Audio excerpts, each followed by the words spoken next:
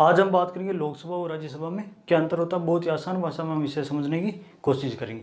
तो लोकसभा की जो चर्चा वो अनुच्छेद 81 में की गई है, जबकि राज्यसभा की जो चर्चा वो अनुच्छेद 80 में की गई। लोकसभा को के सदस्यों का चुनाव जनता प्रत्यक्ष रूप से करती है। देखो पहले समझते हैं प्रत्यक्ष चुनाव किसे कहते हैं और अप्रत्यक्ष चुनाव किसे कहते हैं। तो वो चुनाव जिसमें जनता खुद वोट डाल के किसी को चुनती है उसे कहते हैं प्रत्यक्ष चुनाव, और वो चुनाव जिसमें जनता खुद वोट डाल कर नहीं चुनती, जबकि जनता द्वारा चुने हुए प्रतिनिधि जो है वो किसी को वोट डाल के चुनते हैं उसे कहते हैं अप्रत्यक्ष चुनाव।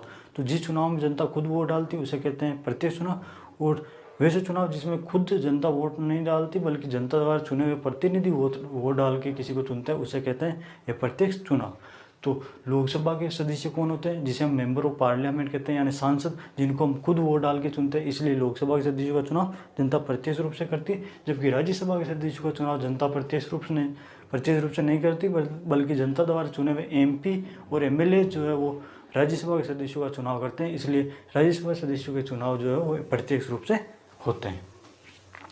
लोकसभा को जो है वो लोकप्रिय व जनता का सदन कहते हैं। लोकसभा को लोकप्रिय व जनता का सदन क्यों कहते हैं? क्योंकि लोकसभा में जो सदस्य चुन के आते हैं जनता खुद वोट डाल के उनको चुनती है, इसलिए वो जनता में काफ़ी लोकप्रिय होते हैं। और जनता संबंधी जो भी मुद्दे होते हैं वही जो है वो संसद में उनको उठाते हैं, इसलिए इसे जनता का सदन भी कहते हैं।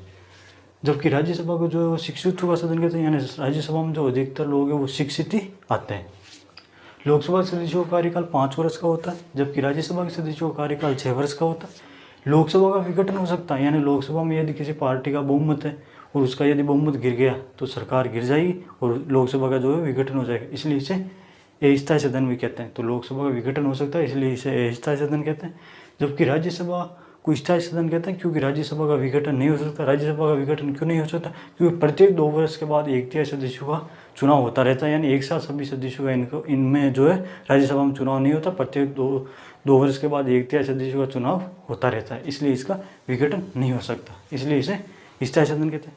लोकसभा के बहुमत के आधार पर PM बनता है, यानी लोकसभा में यदि किसी पार्टी का बहुमत है तो उस बहुमत के आधार पर ही जो है वो उस पार्टी का PM बनता है। जबकि राज्यसभा में किसी पार्टी का बहुमत हो किसी का न हो, इसमें PM बनने में उसकी कोई भूमिका नहीं रहती। तो लोकसभा के बहुमत के आधार पर PM बनता है, जबकि राज्यसभा के PM बनने में इसकी राज्यसभा की कोई भूमिका नहीं रहती।